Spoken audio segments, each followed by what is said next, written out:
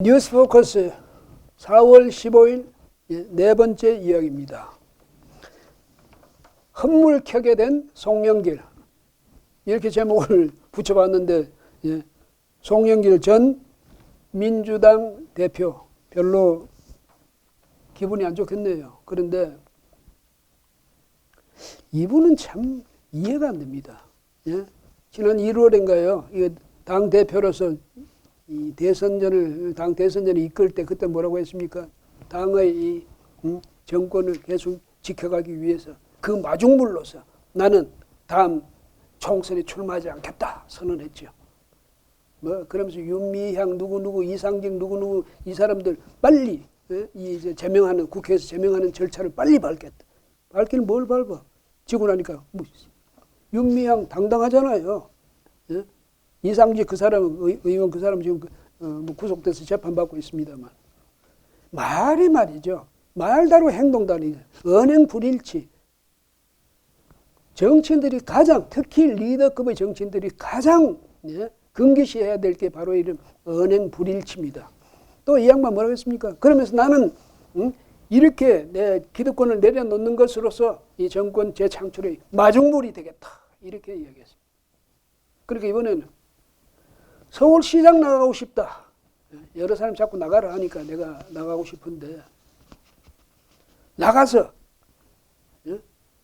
또 마중물이 되겠다는 거예요.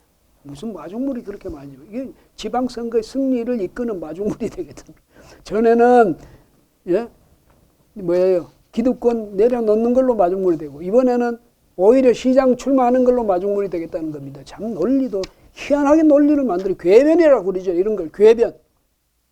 이치에 맞지도 않는 자기 이익에 따라서 거기에 맞춰서 말을 바꾸고 돌리고 하는 이런 궤변.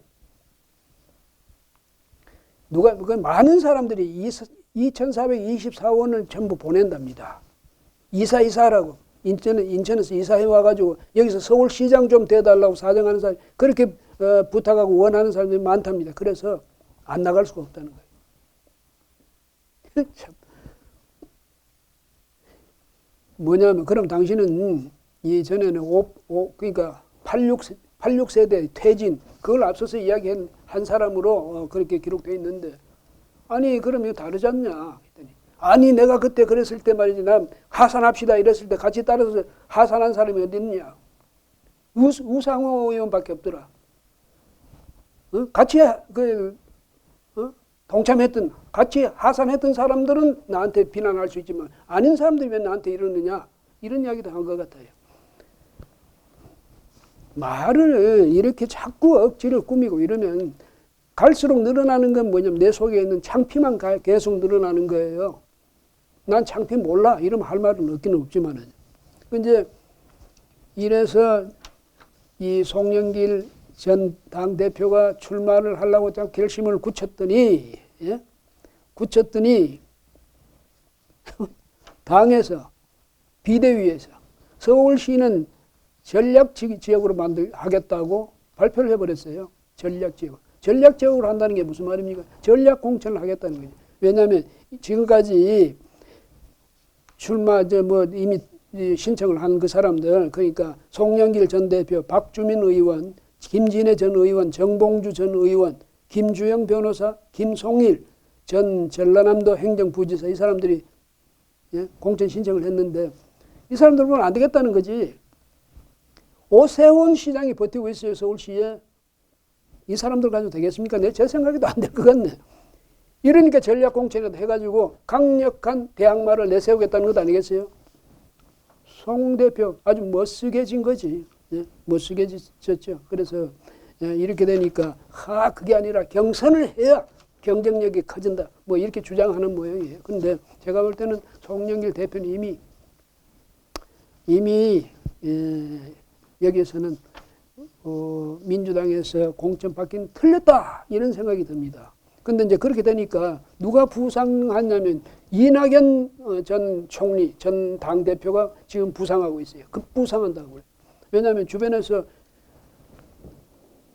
오세훈 시장의 대항마로서는 이낙연만한 사람 없다 이렇게 됐거든. 당내에서. 사실 없잖아요. 그 다음에 이낙연 이 전 대표 사실은 만약에 송영길 대표가 그때 공천 경선 과정을 잘 제대로 관리를 했더라면 모르죠. 그 결과가 이재명한테로 안 갔을 수도 있어요.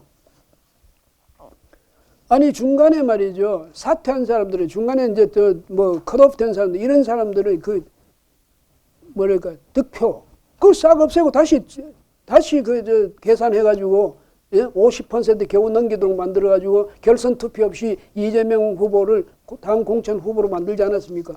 송영길 당대표가 결정적인 기여를 한 거죠. 그 무슨 그런 계산 방법이 있습니까? 자기 얻은 득표율 그대로 가야지. 왜 다른 사람 빠진 사람 그 득표율 그거를 말이죠. 싹 없애버리고 그렇게 하면 기존에 있던 사람 득표율이 저절로 올라갈 수밖에 되겠습니까? 이재명 후보를 위해서 송영길 당시 당대표가 그야말로 견마지로를 다 한 셈입니다. 그래서 아마 이번에도 이재명 지금 상임 고문이죠. 이 양반이 당신이 가서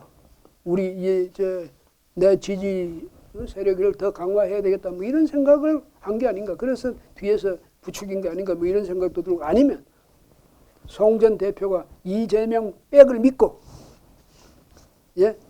공천에는 문제가 없다 이래서 나선 것 아닌가 이런 생각이 드는데요. 떨어질 사람을 공천할 리가 없잖아요. 떨어질 사람은 당선 가능성도 없는 사람. 그래서 이낙연 전 총리가 급부상한다는데 그 주변에서는 아니라고 그래요. 안 할 거다, 안 한다. 사실 누가 좋으라고 합니까? 민주당은 어쨌건 민주당 후보 누가 되든 서울시장에서 오세훈을 꺾을 사람 제가 볼 때는 거의 없습니다. 근데 괜히 거기 가서 또 한 번 망신을 패배를 더 당해요. 그러니까 그게 싫겠죠.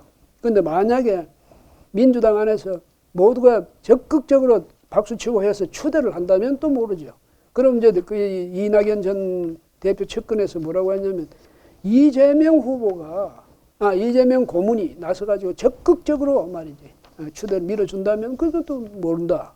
그때는 또 생각해 볼 수 있대. 이런 뜻으로 이야기를 한다고 그래요. 그럴 수 있죠. 또 그 중에서 이낙연 측근 중에 어떤 사람은 그 좋은데 왜 이재명 고문 자기가 나가면 되겠네.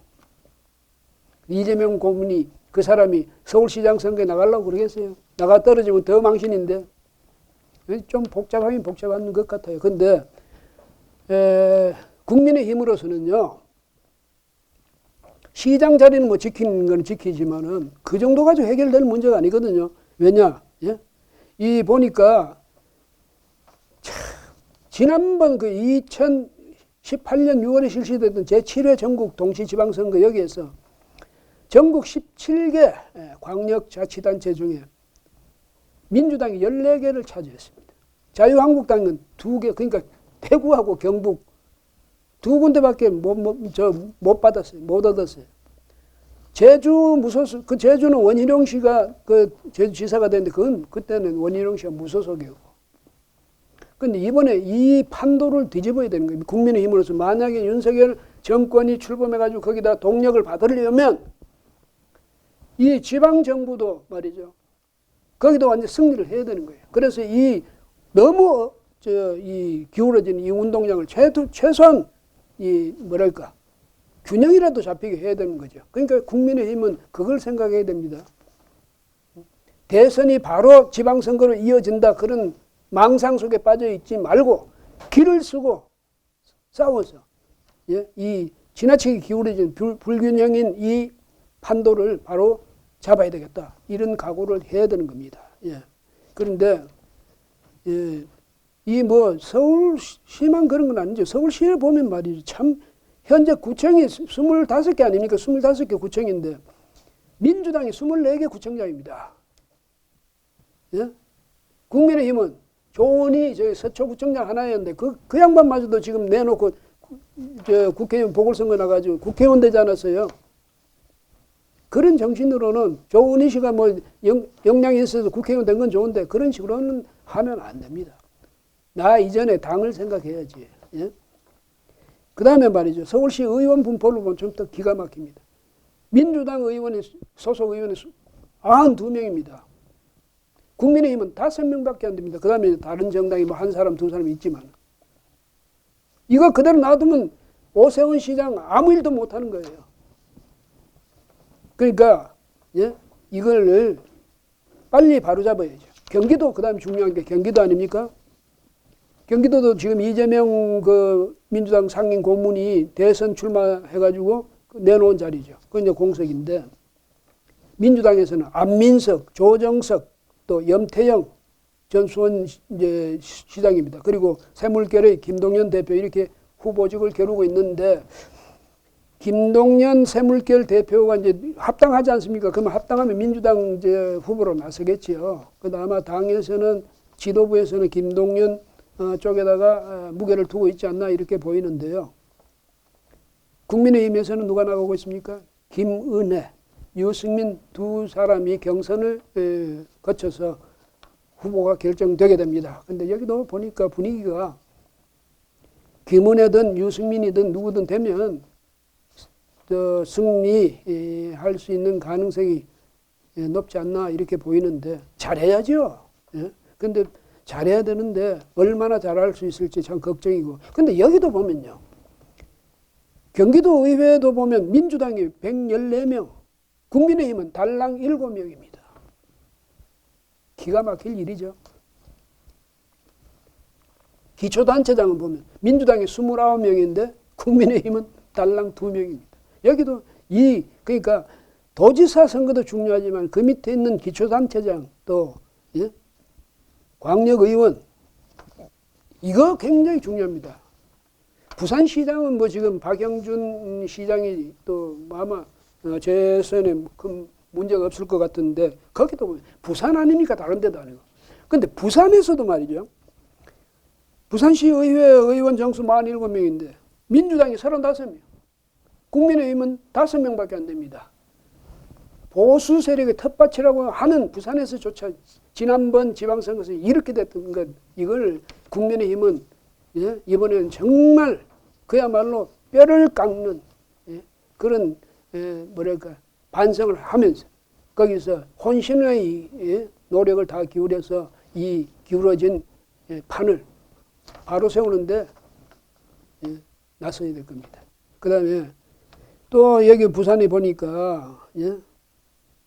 기초단체장도 보니까 민주당이 13개, 국민의힘은 달랑 2개입니다. 국민의힘 이건 이미 지난 일이라고 해서 모른 척 하지 말고 부끄러워할 줄 알아야 됩니다. 예? 지지하는 국민들한테 얼마나 미안합니까? 부끄러운 줄 알아야지. 지금도 대선 당선됐다고 해서 그 안에서 또 만약에 힘겨루긴 한다든지 이렇게 되면요. 국민들 또 고개를 돌립니다.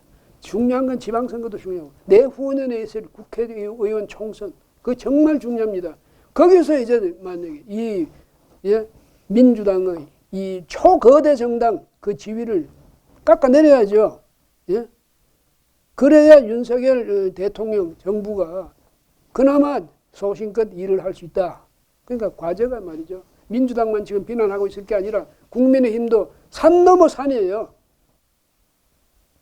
서로 집안에서 싸울 생각하지 말고 작은 이익 여기에 전부 집착해가지고 서로 아둥바둥하지 말고 나라의 앞날을 위해서 자신을 스스로 내던지는 그런 헌신의 자세, 헌신의 정신을 발휘해 주길 바랍니다. 근데 이제 또 하나는 그 인천도 있죠. 인천 수도권 중에 또 중요한 인천 여기도 보니까 인천시장 후보를 국민의힘에서는 이제 안상수, 유정복, 이학재 이렇게 신청을 했는데 안상수 후보가 말이죠. 그 예비 후보죠. 이 양반 느닷없이 선거법 위반 혐의로 걸려가지고 어제 예? 이 구속 적부심까지 받았어요. 그런데 다행히 구속영장이 기각됐습니다. 안 그랬으면 출마도 못 해볼 뻔했죠. 그런데 어쨌든 이 세 분 중에 보니까 안상수, 이학재 두 사람이 후보 단일화를 선언을 했답니다. 그러니까 두 사람 대 유정복 전 인천시장 이런 이제 구도가 되겠는데 뭐 누가 나오든 누가 되든 지금 박남춘 현 시장과 겨뤄야 되니까 여기도 그냥 예사로 덤벼서는 승리를 기대하지 못합니다. 필사적으로 매달려야죠. 여기도 보면 인천시도 마찬가지예요. 인천시 의원 중에 더불어민주당이 25명, 국민의힘 없습니다. 정의당이 1명이고, 기초단체장 민주당이 9명인데 국민의힘 1명입니다. 지방선거라고 그냥 넘겨서는 안 된다. 왜? 지방선거에서 패배하게 되면 윤석열 정부 출범 초부터 동력이 다 빠집니다. 동력을 살려가지고 이 소신껏 구상대로 국가를 운영해 나가려면 우선 지방선거에서 이겨야 됩니다. 그냥 이겨서 되는 게 아니고 그야말로 압승을 해야 된다. 이 점을 국민의힘 모든 구성원들은 명심해야 될 겁니다. 정 지고 싶다면요, 누가 말리겠습니까? 지고 싶지는 않죠? 안 지고 싶으면 이를 악물고 달리십시오. 오늘 뉴스 포커스 네 번째 이야기까지 마쳤습니다. 고맙습니다.